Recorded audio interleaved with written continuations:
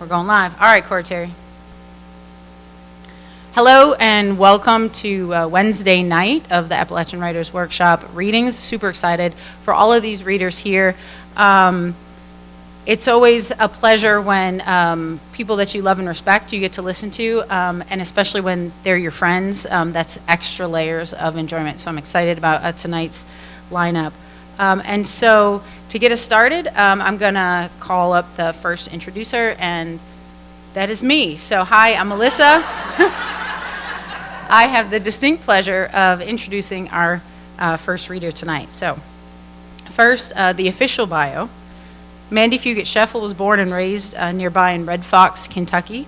She's the owner of the Red Spotted Newt, R-E-A-D, but said like the color red, an independent bookstore in Hazard, Kentucky, which you can purchase items from that table over there or redspottednewt.com. And she's been involved with the Foundation for Appalachian Kentucky and the Appalachian Arts Alliance, among other organizations. Her personal essays and opinion pieces can be found in Still, the Journal, Appalachian Journal, the Lexington Herald Leader, and the Courier Journal. Her forthcoming memoir, The Nature of Pain, will be out this October. The Nature of Pain shows one experience of our regional and national opioid crisis. It's an honest and much-needed exploration of family, belonging, addiction, recovery, love, and grief. On the personal bio, I've had the honor to read and listen to sections of this memoir in its various stages, and even if I didn't already know, love, and respect Mandi as a colleague and friend, I would be deeply moved by the depth of heart, wideness of vision, and skill of craft in this book. As Mandi has said when talking about the manuscript, she didn't set out to write a book. She started out like a lot of us do, just writing to process, to heal, to understand, to remember. Then people began to understand her writer heart. She was the mother of a young child that stole moments so she could write in snippets, and with her obvious talent, she began to be encouraged toward a book.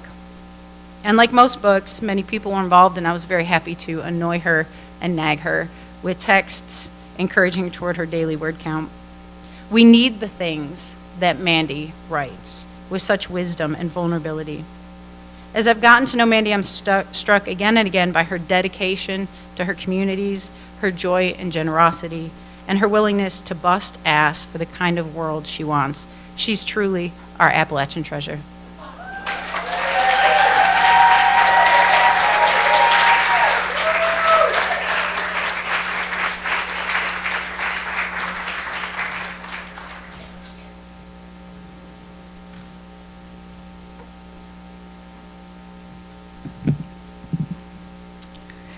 All right, y'all, here we go. Melissa did an excellent job talking about the book, so I can cut that out of my speech. I'm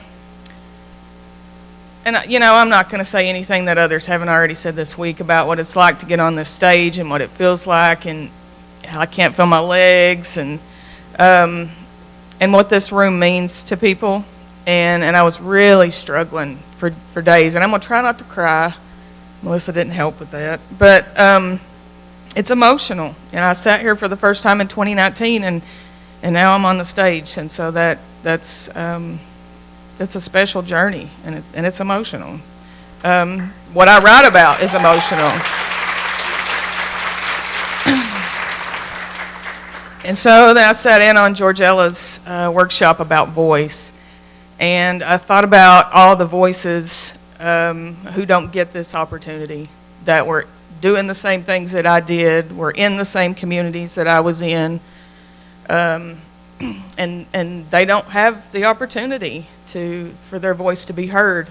And so it's my job to get up here and speak for those who didn't make it out of this opioid epidemic. And as uncomfortable as this is, and as nervous as I am,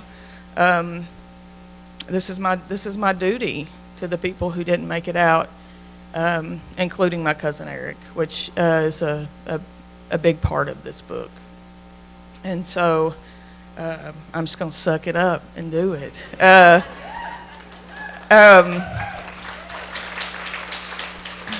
will say, I'm going to talk about using drugs. This is a drug memoir, so for those of you that may trigger some things, I won't be offended if you have to leave.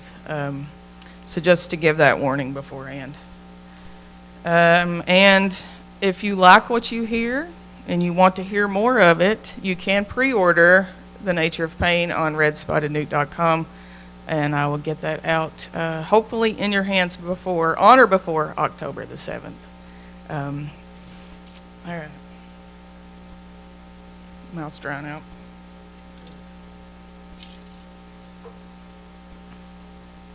So I'm going to read a chapter called Cold Camp Cocaine. When Bert put the gun on the seat as he opened the door to get out, I knew this was a different situation. I cut my wide eyes over to Eric as he said, "Use this only if you have to. I'll be right back." At that point, I thought we might be in over our heads, but I didn't say it. We were young and needed dope. We had already traded anything we had from our bedrooms that was worth selling for drugs. The only thing I had left to offer was a reliable, legal means of transportation that came in handy for transporting a drug dealer on the run. We'd been buying drugs from this guy for a couple of years now. His whole family made a living selling dope. We were dealing with the second generation in this business. They all lived together in a group of trailers beside the road in the holler close to where I grew up. A group of brothers making their living by providing to a community. It was genius in a way. They each sold a different drug to keep from falling out with one another. Going to school with their kids, I don't remember them ever saying a word about their parents, what their parents did for a living. Somehow in this situation, our family name gave us clout. To some people that might have meant they wouldn't sell us drugs. For these guys, it meant we could be trusted. And we knew enough about their family and their crazy shit, burning cars, shooting down power lines, and shooting each other, that we should have feared them. But what we feared was being seen there by people who only went there for one reason. But we cared about dope more than our reputations, so here we were. When we bought dope there, we'd pull over at a wide spot in the road across from the compound. This was the designated waiting spot. I would nervously wait in the car while Eric walked across the road to get the dope. He was always the buyer. I always stayed in the car. We did this at least a couple times a week, and every time I worried. I imagined a swarm of DEA agents swooping in from all sides, blocking the road, guns drawn, knocking down doors, and yanking me out of the car for questioning. Would they notice that we were kids, barely old enough to drive? Would they even care? Other times I imagined a fate worse than the DEA, my mother. If she had rolled up on this scene, I would have preferred dealing with law enforcement. I could tell if Eric scored by the way he walked back to the car. Not walking, but not running either. A pace somewhere in between, a let's get out of here gait. His Jinko jeans wide and sweeping back and forth. His favorite t-shirt, the one he got from the Family Values tour up around Louisville. That was one of the few times he got out of here. A weekend in the city that he always talked about. As he got closer to the car, I could see that we were out of luck. "They're out," Eric said. "But if we take Bert to Wheelwright, he said he'll give us some." I knew the risk that was involved and what it would mean if we were seen with anyone from this family, whether we had dope in the car or not. What they did was no secret. It was all they did. So riding somewhere with them meant immediate guilt by association. But I also knew we needed cocaine. They didn't have any, but we could make it possible. That's when we headed out, 3 in the front seat of my S10 pickup. Eric sat in the middle, which I was grateful for. It wasn't that I was afraid of Bert, but there was an intimacy that comes with sitting 3 deep in a pickup, a level I didn't want to experience. It took us about 30 minutes to get to Wheelwright from Knott County. Leonard Skinner's second helping is 37 minutes long. We rode across those mountains and winding back roads with the windows down. For me, the waiting was part of the high. We had a clear view of the house, which sat up on a hill in a row of houses that all looked the same. As I sat there standing at the row of dirty white clapboard houses, 2 rooms downstairs and 2 rooms upstairs, I thought about Wheelwright. It was an old coal town, and these were coal camp houses, likely built in the 20s for miners who worked close. In those days, miners were provided housing and paid in currency known as script. The script could only be used in the company store or for the services provided on company property. This went on for many years, essentially making the miners indentured servants. Their labor was exchanged for goods and shelter. In the long run, this would only benefit the company. The miners had no means of saving or working toward ownership. They often worked long, hard hours in unsafe and unregulated conditions.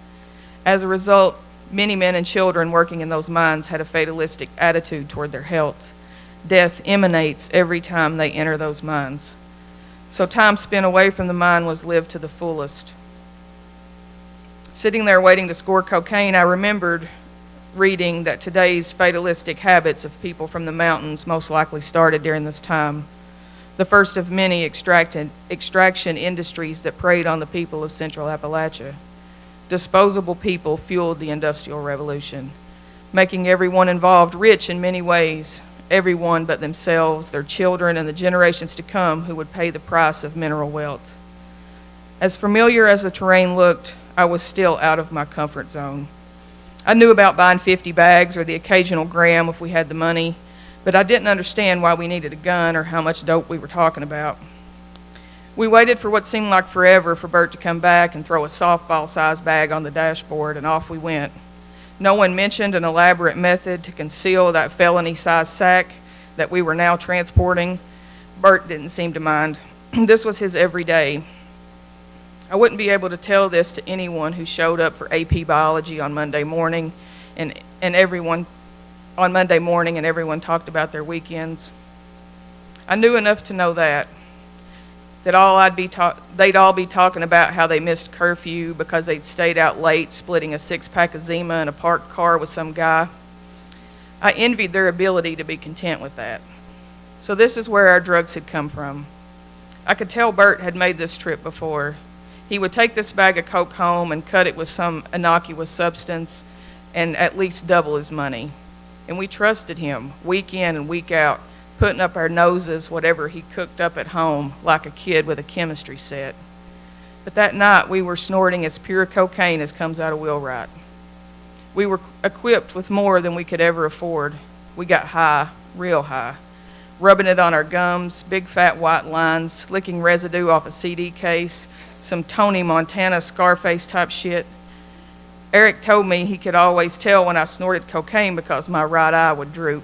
It was my tail. And people could read me if they knew, like poker players around a card table. After we dropped Bert off, I remember heading straight to Rope Works. We always went to Rope Works to do our dope. It was safe and secluded. We could have gone back to my Aunt Jenny's, which was probably the safest bet, but I knew Eric didn't want to be around his mom. It wasn't a thing for me to get high around her. I never thought twice about it, but she wasn't my mom. I remember all the times we sat in the car up there listening to music and talking to keep from going home, times that weren't parties, when it was just us. We should have been out doing everyday teenage things, dates, ball games, or sleepovers. I hate it for us now. At that moment, though, on that mountain listening to Black Sabbath while we snorted line after line, drinking beer and doing Xanax to start working on a come-down before the come-down started, I was content and didn't want those other things. Here I didn't feel like an outsider. I didn't feel the pressures of relationships. This was it. This was our routine. I don't think we thought about it being a problem. No one ever used the word addiction. Cocaine was a regular occurrence for most weekends. I don't know about Eric, but I could never sleep on nights like those. My mind would race, and so would my heart, alive with thoughts and ideas. I never told anybody about my first cocaine nosebleed. The tickle of liquid running down my face annoyed me enough to get me out of bed. I thought my nose was running from whatever they had used to cut the coke with, so one good nose blow should take care of it, I thought. The house was dark and quiet, and everyone was able to fall asleep and shut off their minds. It wasn't uncommon for me to be the last one out and the first one up. We were at Eric's house where we all gathered to party or pass out. I went to the bathroom and realized blood dripped from my nose and down my face. Part of me was scared. This wasn't typical, but a part of me relished in this idea. It was that part of my brain that was triggered during use. It was the part that thought this was cool. And if people could experience this, they would understand. They wouldn't think it was concerning. I felt like a rock star. not like some kid looking for a way to numb her face and pain. This was my prom, my star performance, my first date. Cocaine was a drug I felt like I could do and sleep off and go about my business. But when opioids became our drug of choice, it seemed like that option was taken away. When we didn't have pills, we were physically sick. We needed the drug to maintain some normalcy. At that point, I could see the shift in the desperation that became a part of our routine. It didn't feel carefree anymore. We didn't take time to wander around Ropeworks. I don't think we even enjoyed each other's company as much. It was all about avoiding being sick. We wouldn't even bother trying to find a safe place to get high. As soon as we scored, Eric would start busting up a pill. Opiates had left us shells of who we once were. We just existed together. Thank you.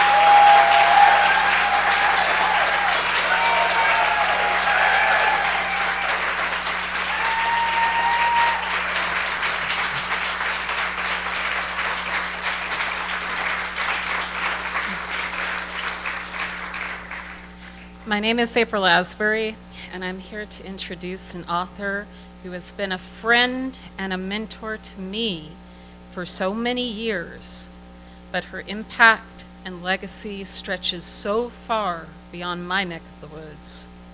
To children, she is a rock star, author of favorite picture books such as Time to Fly, Come a Tide, or All the Water in the World, which, by the way, was once included in a cereal box giveaway. So she has had breakfast with families across the country. I got my copy at a Publix in Florida. I don't even like chocolate Cheerios. Her youngest readers may not know her name, but their teachers do. When she spoke at the National Council of Teachers of English, they showed up in droves, starry-eyed, to hear her. They appreciate the vibrancy of her stories, her deep respect for children, and her books about inspiration, survival, and resilience. She is a poet, novelist, children's writer, songwriter, playwright, and activist, whose works are a powerful testament to themes of justice, creativity, and love. Her classes and lectures have taught us about the music and power of poetry. To learn from her is to appreciate, as she said in a recent interview, the deliciousness of words. Her most famous work, the poem and writing exercise, Where I'm From, has traveled the world, from family reunions to prison writing groups to college classrooms, including one taught by a certain Dr. Jill Biden.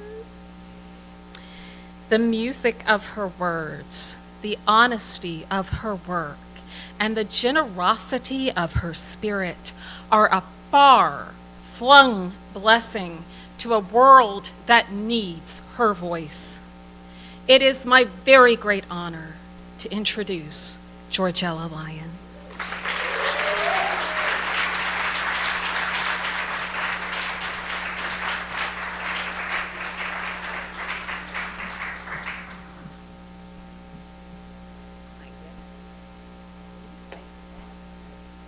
Thank you. I was once in a school, and I read this book to the kindergarten, a book called A Regular Rolling Noah. This is long, long ago. And this little boy said, after I finished, "Who are you?" And I said, "Well, I wrote this book." He said, "You did not."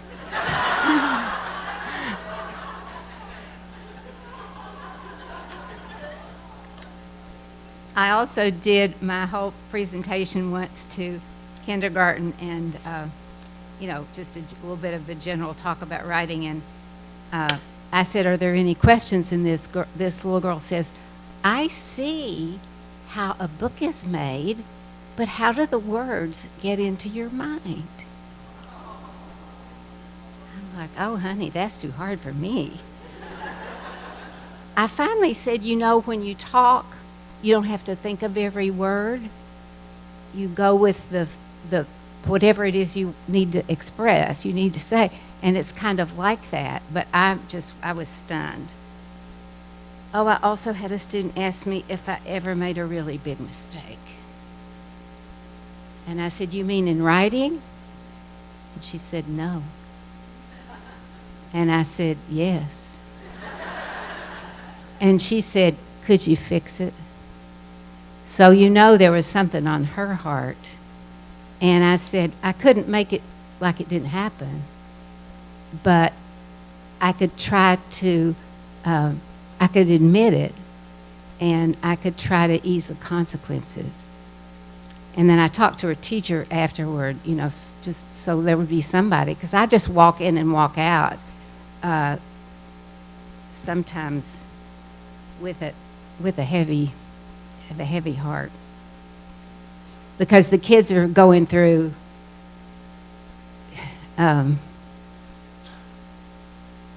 some hellish times.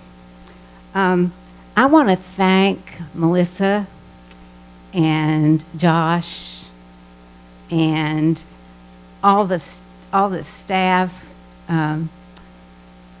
here, and all the kitchen staff, and all the people who have made this week matter so much and welcomed us over and over. I first came here in 1980. I have been here all but 1 year since then. So I really like it here.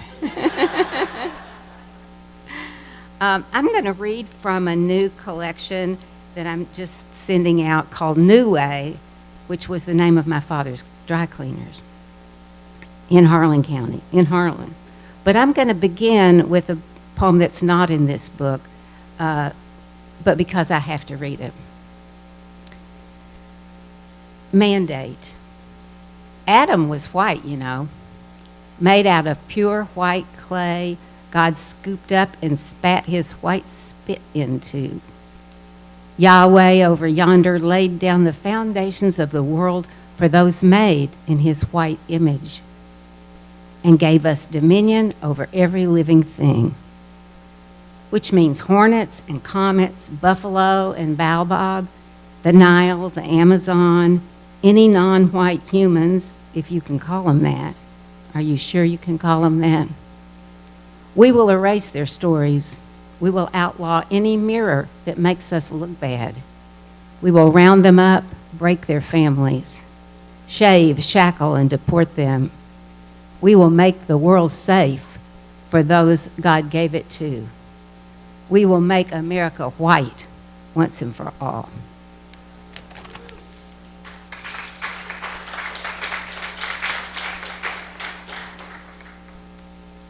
Poor soul. When I told my grandmother, who as a girl had driven oxen from Cumberland Gap, through Cumberland Gap, that I had to go to Indiana one more time to defend my dissertation, she cocked her head in that way of hers and said, "Ain't you got your lessons yet?" And I thought, poor soul, how could she understand? It took me decades to realize that I am the poor soul. And no, I ain't.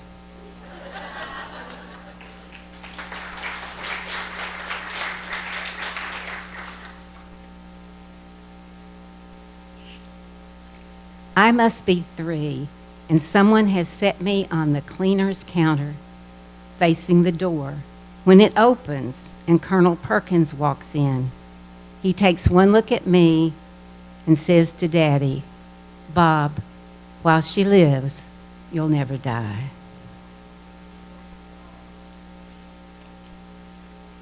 So I want to go from me to at 3 to my granddaughter Mina at 4. And this is a poem, it's a found poem. I mean, it's made out of conversations, 3 conversations that we had. So it's called Catechisms. Talking with a 4-year-old, 2022. "Mama, your hands aren't like my hands." "No, in my hands, you can see the veins. Why? Well, my hands are thinner, my skin too. See how plump your hands are? But why are your veins like that? When you get older, your veins aren't as strong, so they stretch. Your skin is thinner too, so they show through. We want you to live long. Mama, why are you getting smaller? Sometimes when you're grandma age, you just get smaller. Maybe you'll get bigger again. Why don't you have a baby? I did have babies. Uncle Ben and your daddy were my babies. But why don't you have a baby now? Now I'm grandma age and I get to have you. Maybe when you get big again, you'll have babies. Or kittens.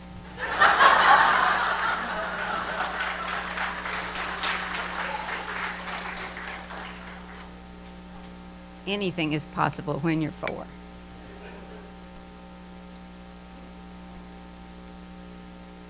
The first time I read Spring and Fall to a young child, I thought I was getting the flu.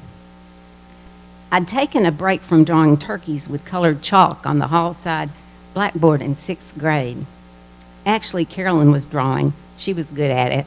I was coloring in. Poems were scattered through our English book. We didn't call it literature. And I came on one printed over a gray tone image, probably a little girl amid falling leaves, and fell under the spell of, Margaret, are you grieving over Golden Grove and leaving?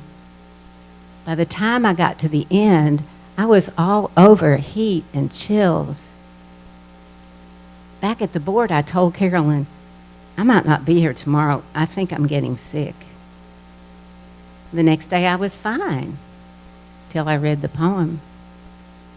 It is the blight man was born for. Again, the music, the heat and chills. It's the poem. The poem does that.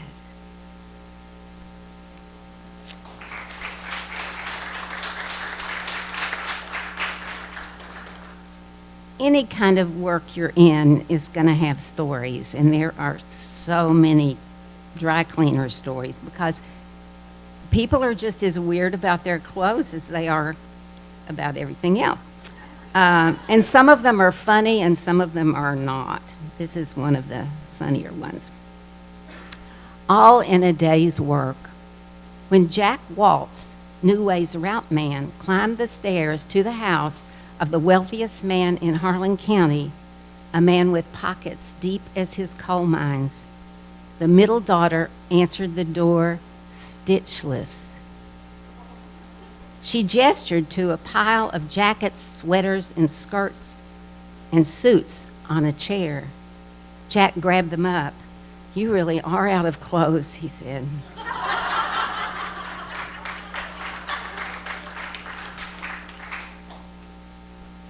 Drapes. Opal Haygood demanded that her drapes be delivered hot off the press. They could not touch hangers. Will Hammonds had to stand in the back of the panel truck, arms out like Christ of the Ozarks, with Opal's drapes draped across them. The new route man, Junior Lee, had to thread the truck slowly around corners and curves so Bill could keep his balance and Opal's window treatments could come home smooth and warm. Meanwhile, Opal's husband, banker and church organist, sponsored a summer camp for needy boys. He was needy too, and some of the boys got scholarships for meeting those needs. Everybody knew, my mother said, when I asked how this could be true. Everybody knew, but nobody said. He was a pillar of the community.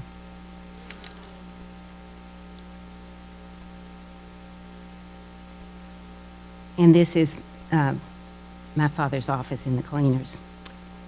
His office, there's no door when I draw it, no window, no real light, just brown paneling, beige adding machine, black lamp, just the smoke choke of 12-hour days, ledgers stacked beside him, steam presses hissing behind him, just skin breaking down from solvent trapped under his blue-stoned ring, just the sifting slip of dust and ash he faced as he faced his wall.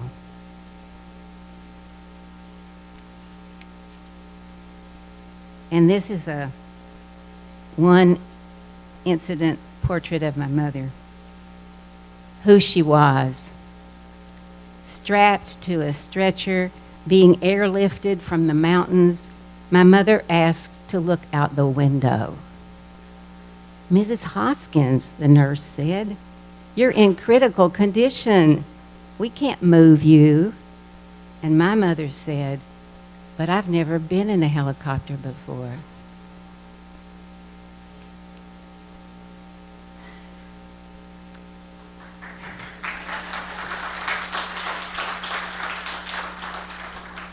So from my mother, we go to Eve, not the one in the garden, though definitely, I'll just read it. Eve works in foundations, bras, girdles, merry widows. She sells undies, 34A to 48D, cotton, nylon, rigid, racy. She sells what binds and defines, lifts and separates, squeezes in and pushes out. What makes a woman shape out of the soft swing and flow of female flesh. Makes cones out of curves, soft into hard, taut from loose. She buys here too. Oh, Eve, stripped in the wavery light of the Ben Snyder dressing room, remember when you walked ecstatic and naked in the garden? At home in the roll of you, round and luscious. How firm a foundation was that?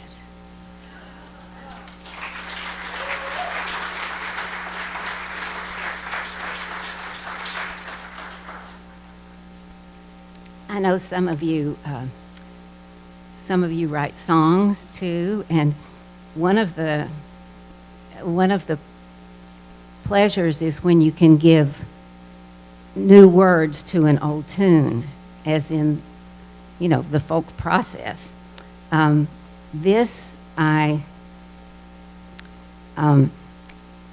wrote this during the Kavanaugh hearings when I couldn't deal with, I couldn't listen anymore.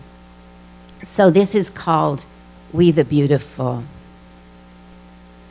Oh, beautiful wait a minute. Oh, beautiful for ample shapes. Whoa. Oh, beautiful, our body shapes, our ample ways of grace, our plump or bony majesty, our spirit's dwelling place, a miracle, God finds her face in thee, and crowns thy good with sisterhood from she to shining she.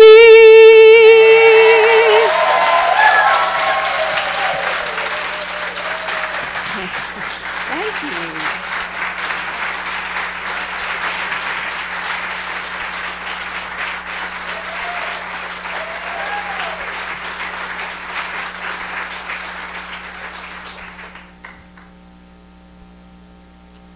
I'm Madeline Flannery, and I am honored to have been asked to introduce Meredith McCarroll. Sorry. Meredith McCarroll is a writer, a writing coach, and a writing teacher. Participants in her creative nonfiction workshop this week describe her as kind, calm, and very invested in helping them grow and get their work out. Currently, she's Director of Writing and Rhetoric at Bowdoin College in Brunswick, Maine. She was born and raised in Western North Carolina, a place she still is very much connected to.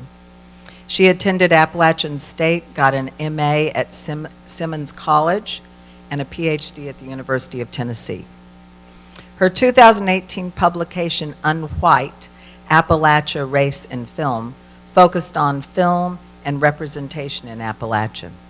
In 2019, she co-edited a collection of essays, Appalachian Reckoning, a region's response to Hillbilly Elegy, which won the American Book Award that year, and was a very much needed response. Her political voice has been featured, among other places, in the Boston Globe, CNN, MSNBC, and All Things Considered. More recently, she's focused on essays rather than academic writing. In her essays, which have appeared in The Bitter Southerner, Cutleaf, Avidly, the journal Still, The Guardian, and Reckon Review, among others, she tackles the subjects of Appalachian identity, working through the grief of losing her mother, the superiority of Three Rivers cornmeal, dark matter, the myth of white exceptionalism, ghosts, and floods, the one she experienced here in 22, in Vermont in 23, and in her childhood home of Waynesville, North Carolina in 24. In every essay, McCarroll tackles complex subjects, sharing her experience and observations, and searching for ways to respond, ways to get through pain and loss and bewilderment. She faces the collective trauma and helps us find hope, helps us find a way to get through it, to respond. Please welcome Meredith McCarroll.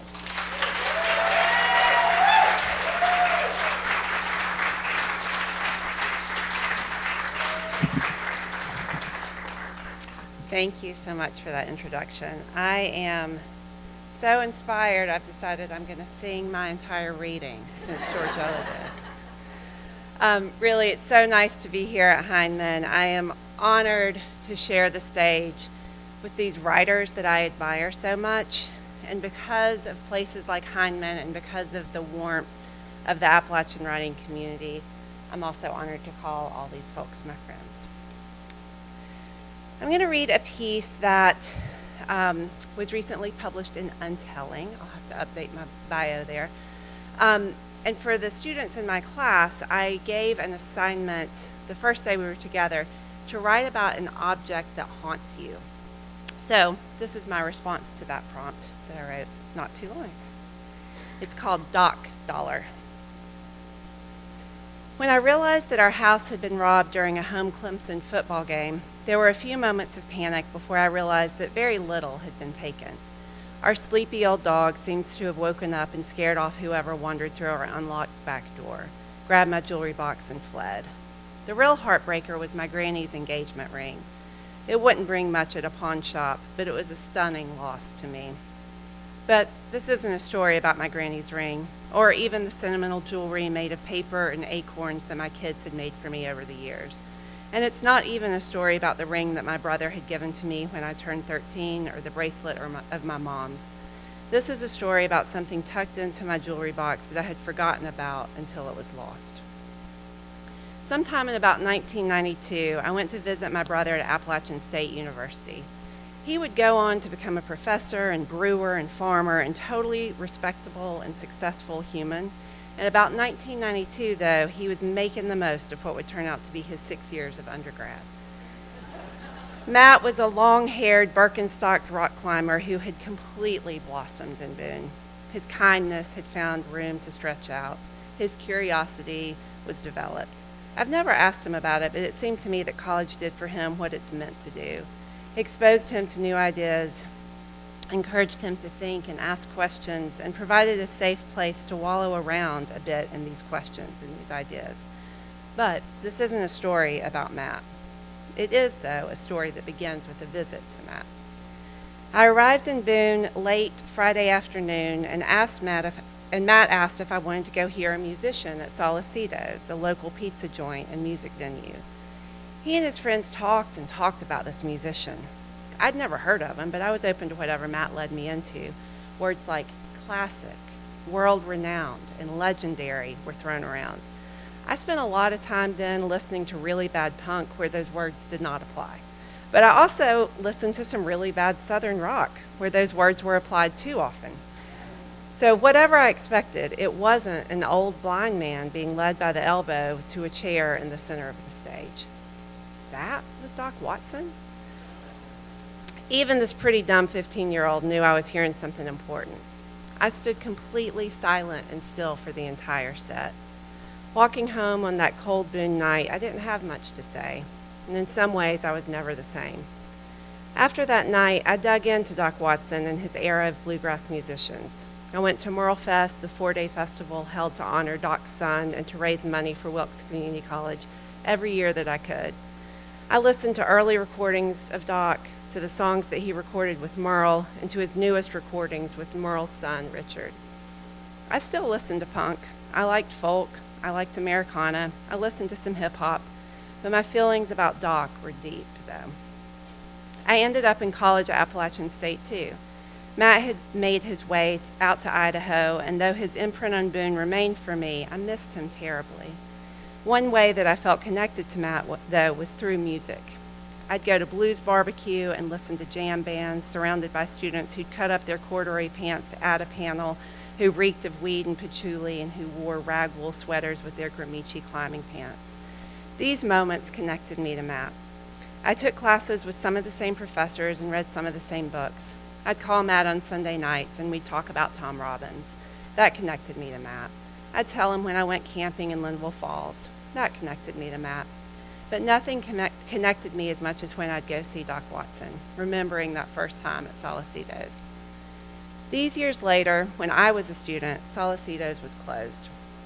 Doc was still around, living in nearby Deep Gap. I heard that he sometimes played on Tuesday nights at Thompson's Seafood. I went with my mom and my boyfriend, not expecting this legendary musician to actually show up to this amazing hole in the wall. Thompson's itself seemed to belong to another era. The sweet tea came in thick red plastic cups, and the seafood was mostly fried. The coleslaw was sweet, the pepper vinegar hot, and the collars were seasoned with ham hocks. It was exactly where you'd expect to see someone who looks like Doc Watson, but I still couldn't imagine that musical flat-picking genius existing in any sort of tangible place.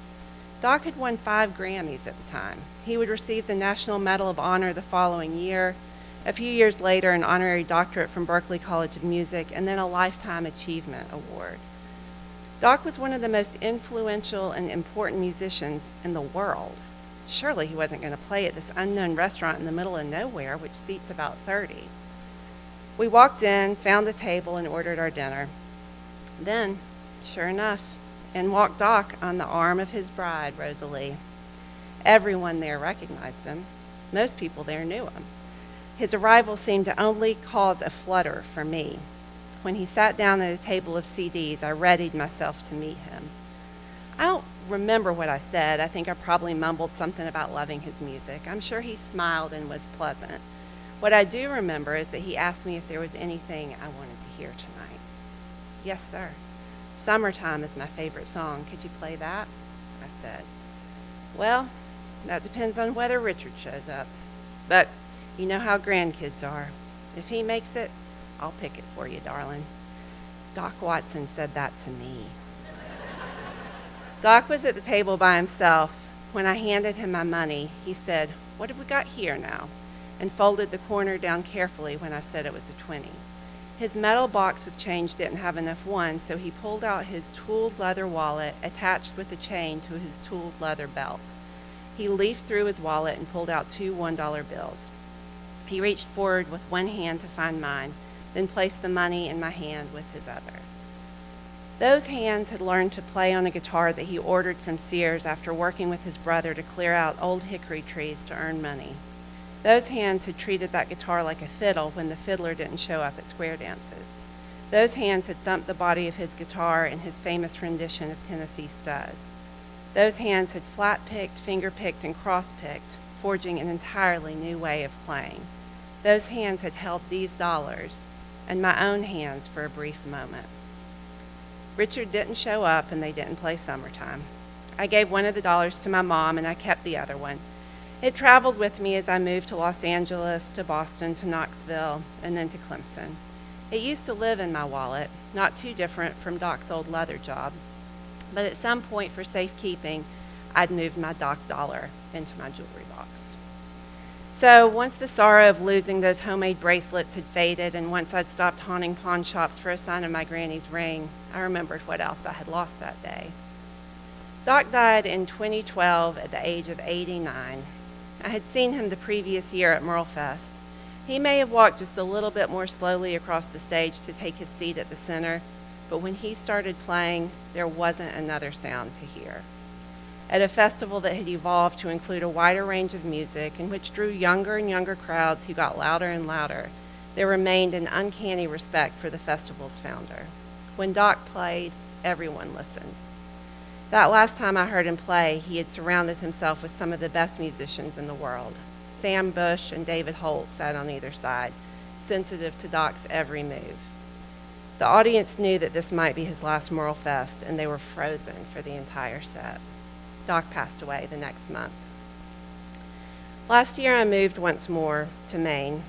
I don't hear Doc on the radio like I did back home. I don't tell the story of the Doc dollar often. Most folks up there don't know Doc. When I think of that jewelry box, which probably ended up dumped in the woods somewhere, I picture all that would have been left to be covered up with the leaves. The ring my high school boyfriend bought me at Myrtle Beach, the ring I saved all summer to buy from the Southern Highlands Craft Guild, the bracelet Mom brought me from Ireland, the ring my husband gave me for our anniversary, the anklet he used to propose. Those silver trinkets would have been left behind, worthless in a worldly sense.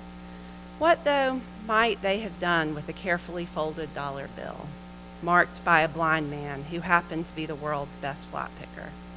If you're robbing a house in the middle of the day, you're not going to leave a dollar behind. Did that dollar go to gas so they could drive to Greenville and pawn that tiny diamond my pa had saved and saved to give to my granny?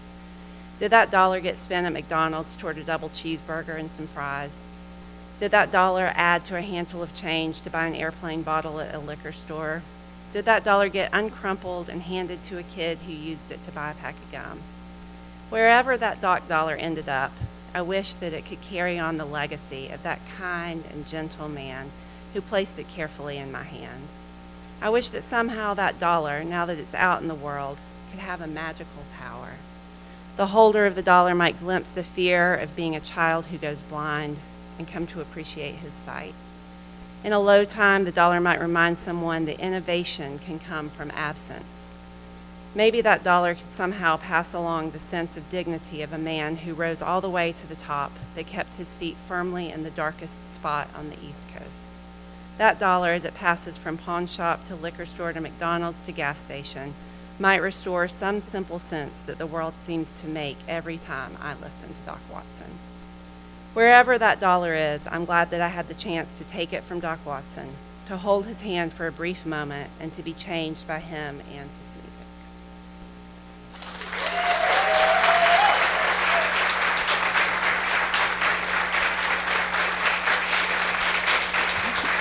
Thank you. I'm going to read one more real short, well, I don't want to tell you it's real short, pretty short piece. It's called Letting Go. When I was 20, my hormones told me to have a baby and move to a farm and raise chickens. Instead, I started making bread. It was as close as I was going to get to a baby then.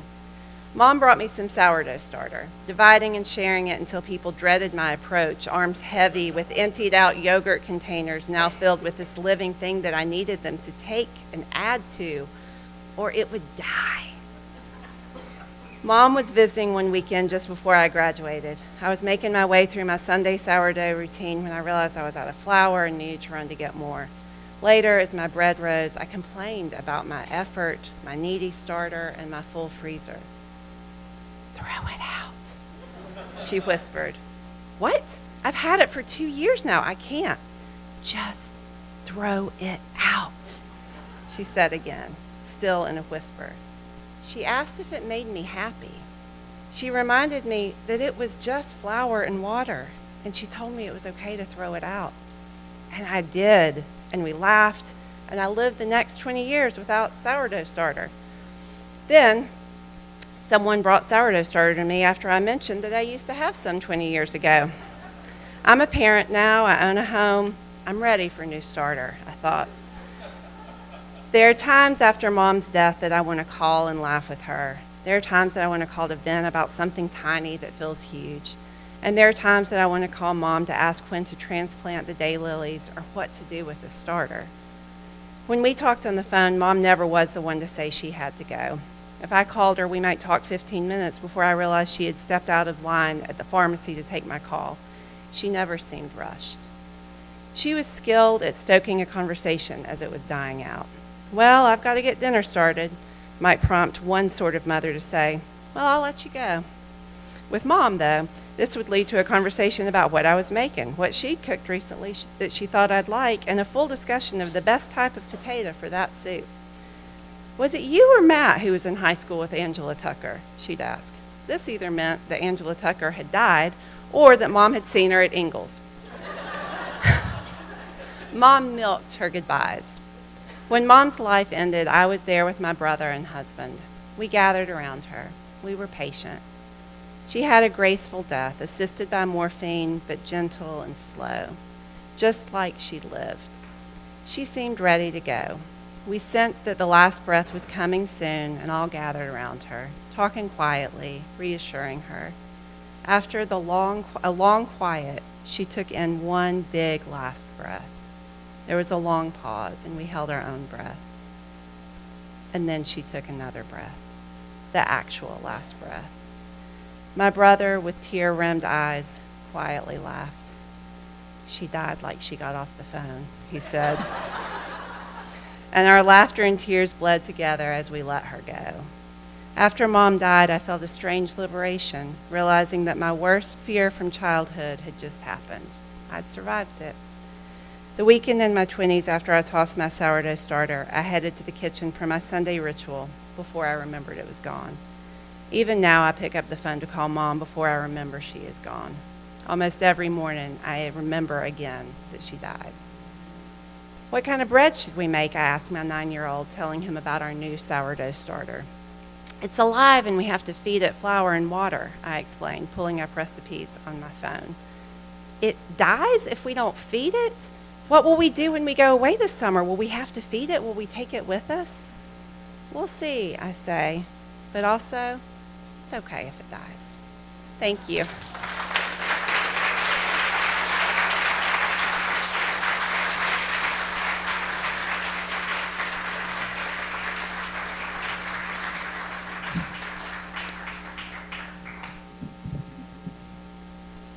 Y'all, I have a confession to make. I am gay for Robert Gipe.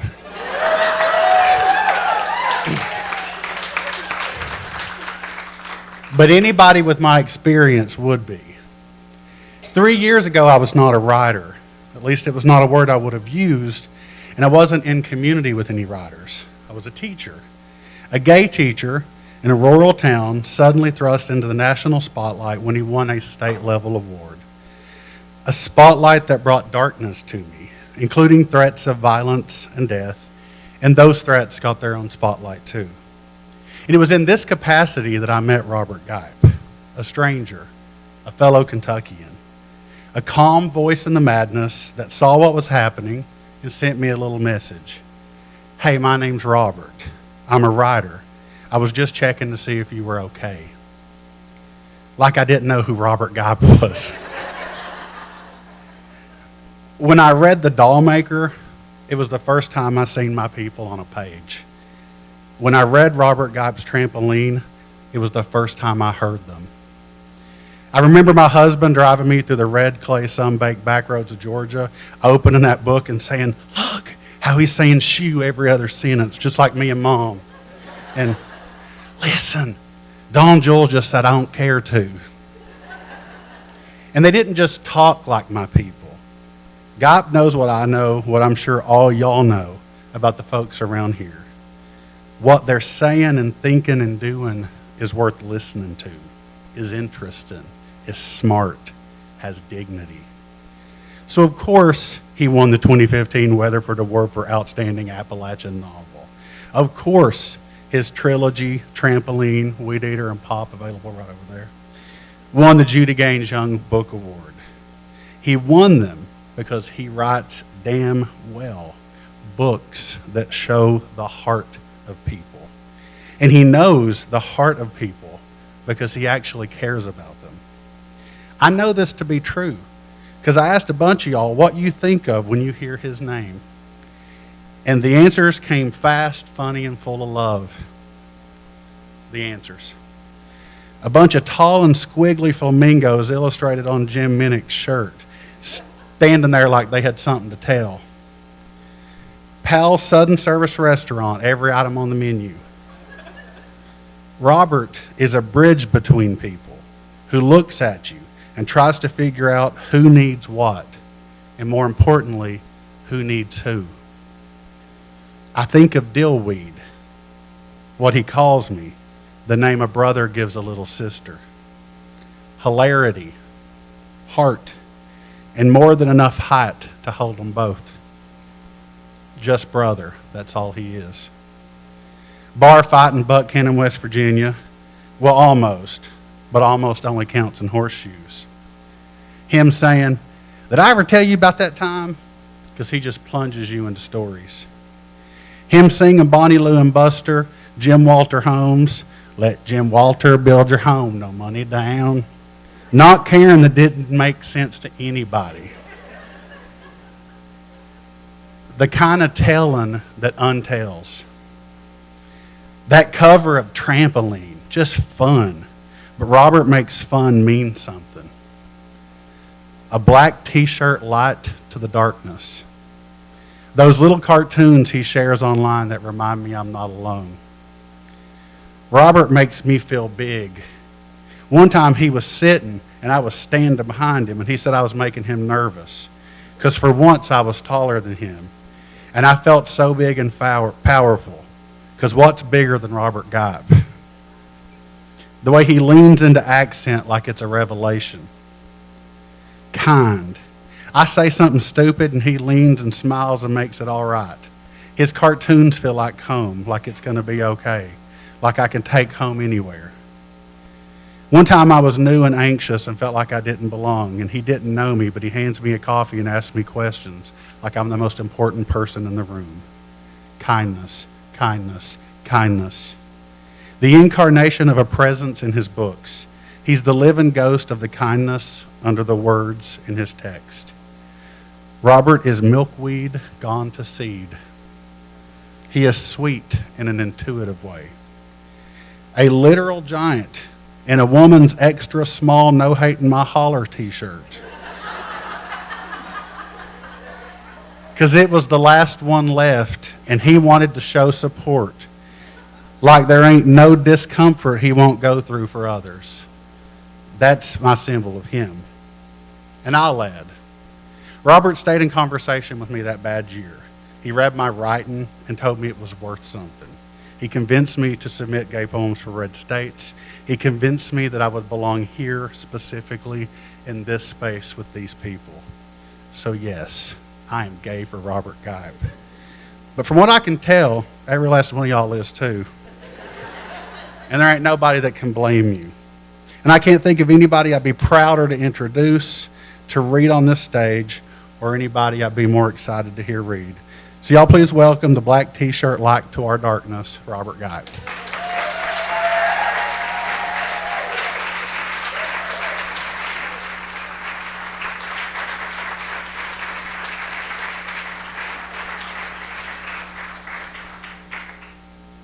God Almighty. About halfway through that, I thought I was dead. I'm so glad to be here. Can y'all hear that? All right. That was absurd. I'm gay for you too, Willie. Amelia, I'm gay for you too, don't worry. My fiance. There's a man living in Lexington, Kentucky right now. His name's Gurney Norman. And he was here at the beginning. He's my inspiration. All that shit that Willie said about me is stuff I do mostly because of Gurney, because he done that for me. And I was going to start off by reading a little something from him. But first I'd like to, there's been a lot of turnover since in the last few years in this joint, but if you've been influenced or inspired or helped along your way by Gurney Norman, I want you to raise your hand. Look around, youngins. That's his name, Gurney Norman. And well, let me read it. Well, let me read it first, and then I'm going to call up a friend to help me out. So, Gurney lives in Lexington, but he grew up in Lee County, Virginia, and Perry County, Kentucky, and Letcher County, Kentucky. And he is a brilliant writer, and had a spectacular beginning of his career, and I think spent most of the rest of his career focused on making sure that we had careers. And so I wanted to read an email, part of an email he sent to me in 2011. This is about his high school years. He was a Stuart Robinson Eagle over in Letcher County. In the spring of my senior year, Mr. Yates organized several of us as a track team. We didn't have any meets. We just got ready to go be in the district meet. Surprisingly, we did pretty good. I was district high jump champion at a mighty 5 foot 8 inches. Hiram won the discus. He didn't do that whirl around half squat style of throwing the discus. He just pitched it like a lump of coal and still beat the self-aware snots from Whitesburg and Paintsville and Pikeville and Elkhorn City. Willie Haynes from Bull Creek won the mile race, and Sam come in second in the 100-yard dash. Buddy Fields of Whitesburg won the race. Buddy Fields, a name that shall live in infamy. It rings down the long halls of time and perfidy even today.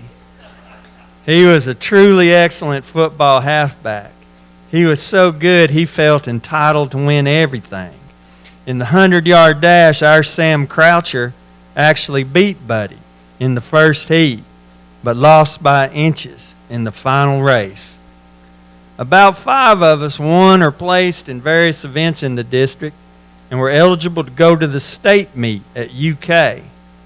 Somehow we got to Lexington and checked into the Phoenix Hotel.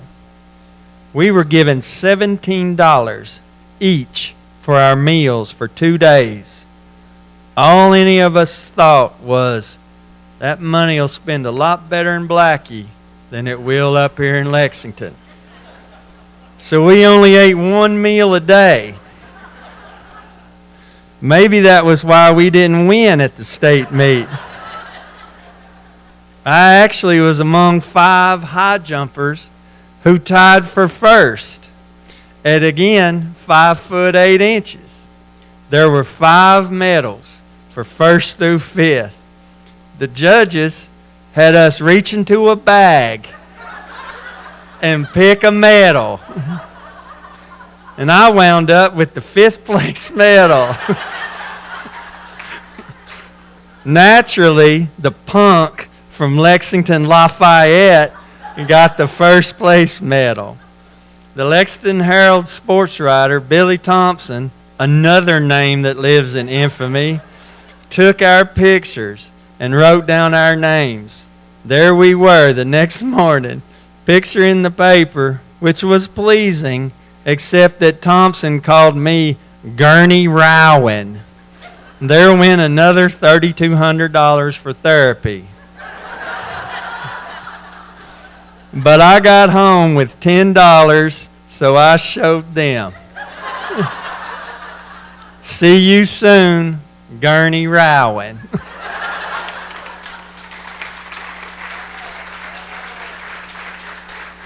So at this time, I'd like to invite Hyman, musical residence guy, musician in residence, Van Gundy, Doug Van Gundy, to come up here because yesterday was Gurney's 88th birthday. And if I have all y'all's permission, we're going to record a happy birthday video to send to him because he laid up. Wait a minute.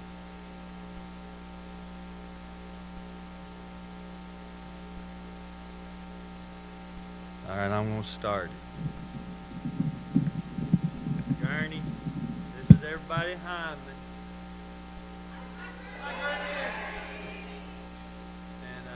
We had something we wanted to tell you. Get it, Doug. Happy birthday to you. Happy birthday to you. Happy birthday, dear Ernie. Happy birthday to you.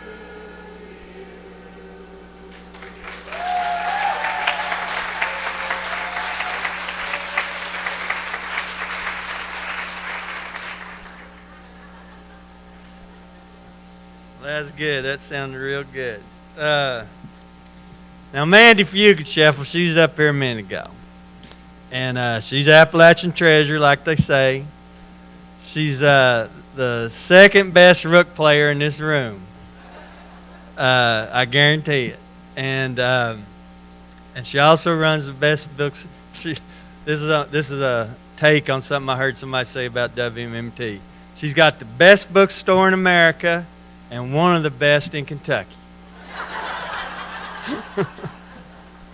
And I've been worried about her, and I'm part of the problem because we've all got up here and we've read out of stuff that ain't in a book.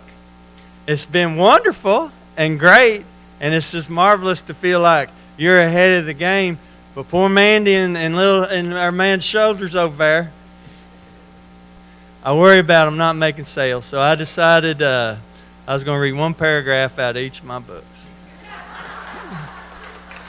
And then I got something that's so new, I wrote the last part in pencil.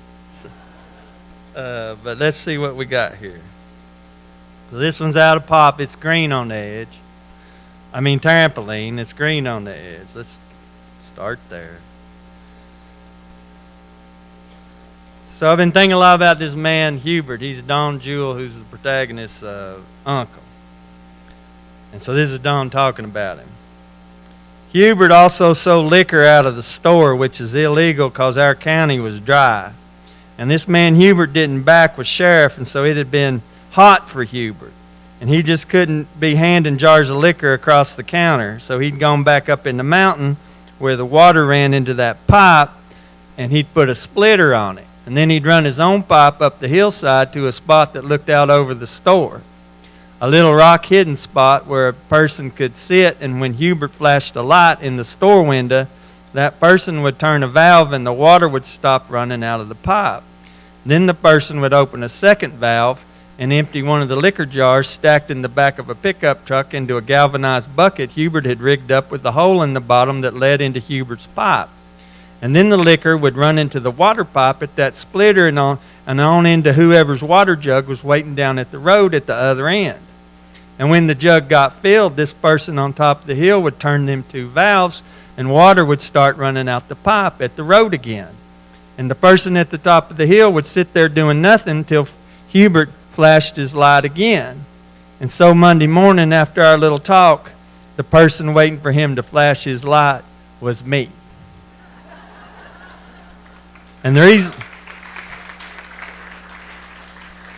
The reason I read that one is me and Cecil Dixon figured that out right up here on the hill up there at the chapel, which is where in the olden times everybody at in the whole camp would get up there and party. And so I was asking about that because I thought that pretty cool way to get liquor is to get out of those water pipes that you see everybody getting whose water's all messed up. And so she figured this out with the splitters and the valves and whatnot. And so that's pure Heinemann right there. That could be you. Now this is pop. This is the third one. It's purple on the edge. This is about one of the primary themes of my work is what's the difference between people from Kentucky and Tennessee. And so this is a meditation on that theme.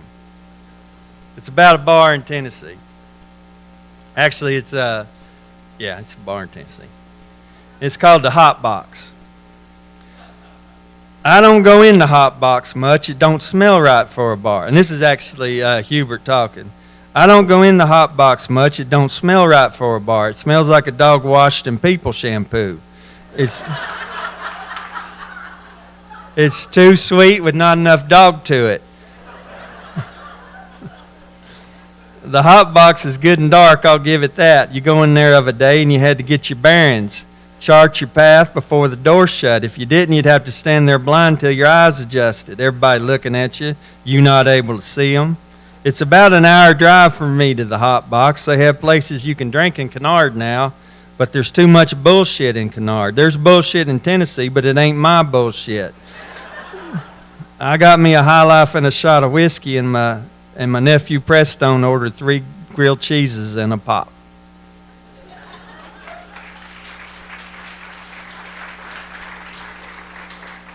The other thing about doing like this, you get clapped at like a poet. I was feeling bad for Meredith. She only got clapped at twice, and Mandi only got clapped at once, but the poets, they get clapped at all night. So this is Dawn talking. This is in Weed Eater. It's orange on the end. Hubert didn't hang out much with anybody except when he needed to decide something. And then he'd have a party, or if it's summer, a picnic. And the word would go around, and a place would get named, and where Mama was the closest thing to a wife Hubert had, she'd get told, and would go early, and Hubert would start a fire on his big grill, and me and Mama would make hamburgers and keep making hamburgers, and Hubert's brother Filbert, who was a biker, would bring all the other stuff, and there'd be food and yelling and screaming and throwing of garbage cans. And I never would see Hubert talk to anybody, just wander around, lipping beer off his mustaches, watching people get wild. And finally, Hubert would figure out what he's trying to figure out, and sometimes he would leave, and sometimes he'd make everybody else leave, and sometimes the law would come and break it all up for Hubert. So that's what me and Albert and Evie thought was happening when Hubert said we was going to the lake. Other thing was, Hubert went to water when there was trouble. He liked to float. He liked to lay his head back in the water and let it bob. And you didn't talk to him. Really, you tried not to be near him when he's doing like that. You just let him bob.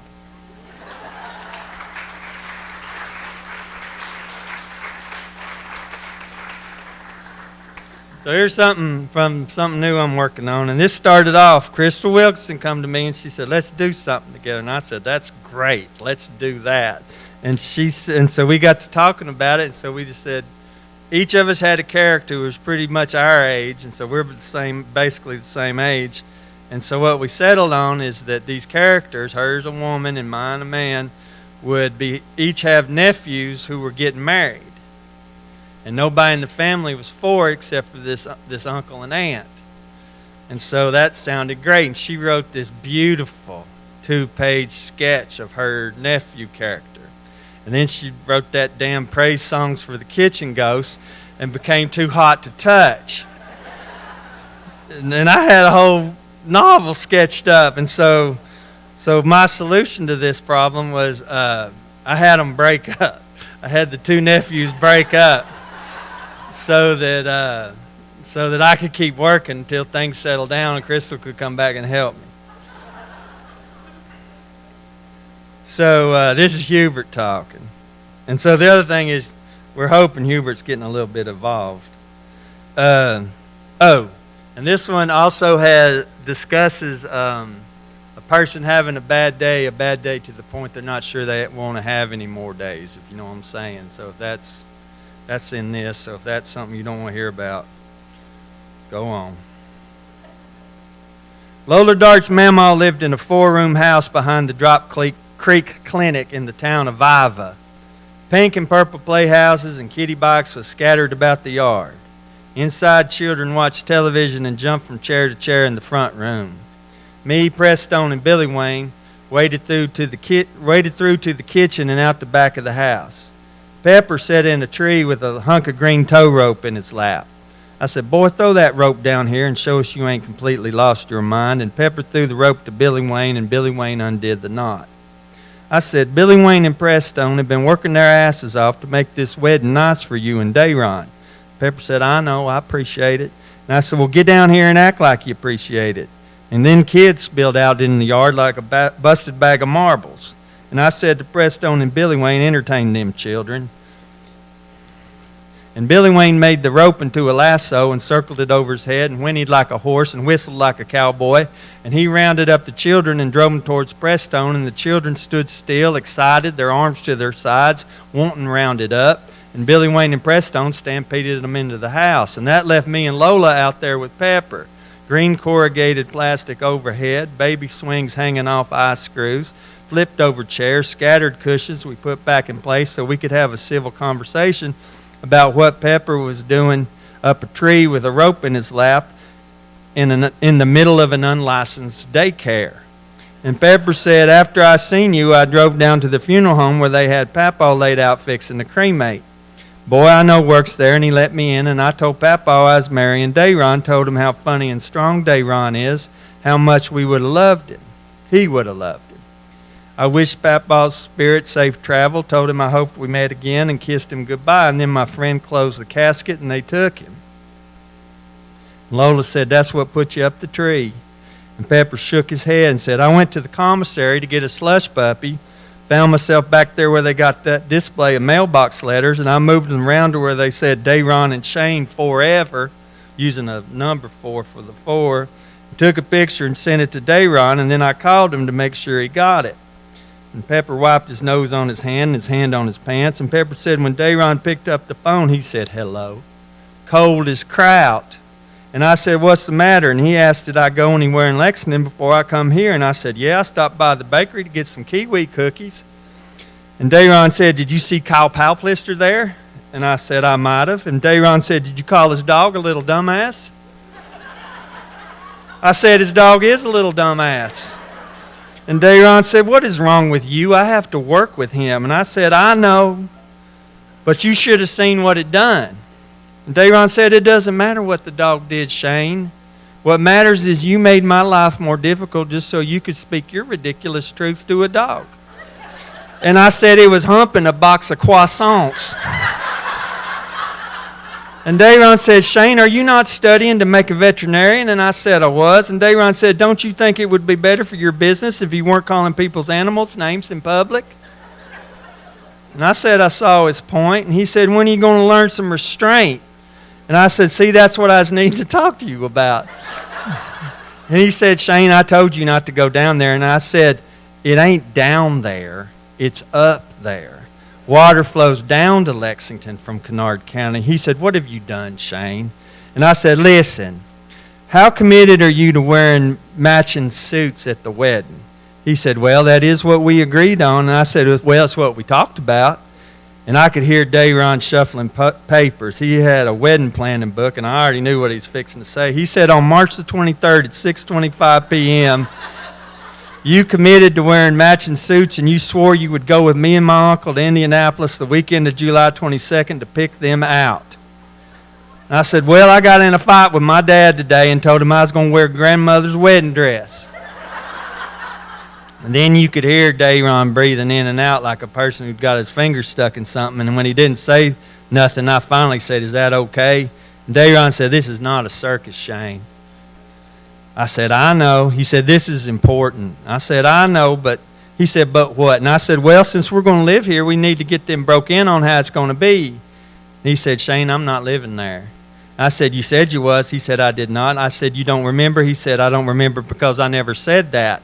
I said, you didn't write it down in your little book? He said, Shane, do not do this. I said, you know this is where I need to be. He said, Shane, you know this is not just about you. He said, there are plenty of people from eastern Kentucky who have dogs and cats for you to take care of in Lexington.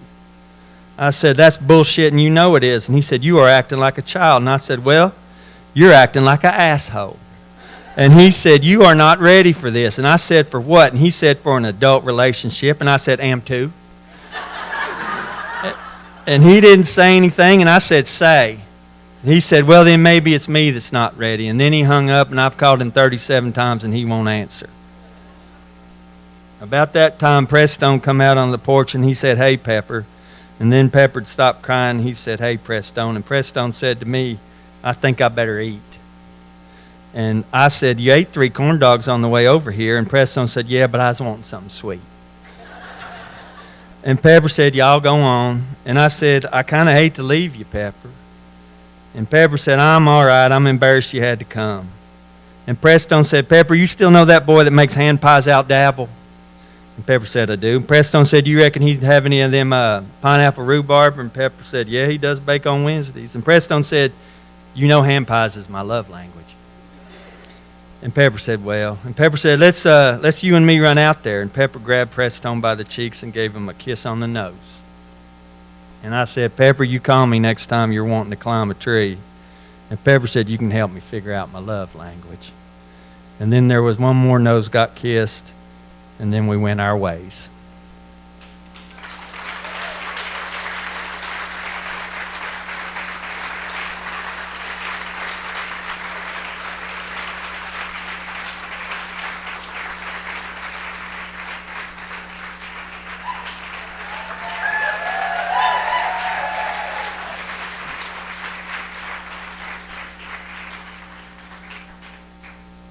Bring this back down a little bit. All right, so thank you guys for such a wonderful evening. One more round of applause for our readers.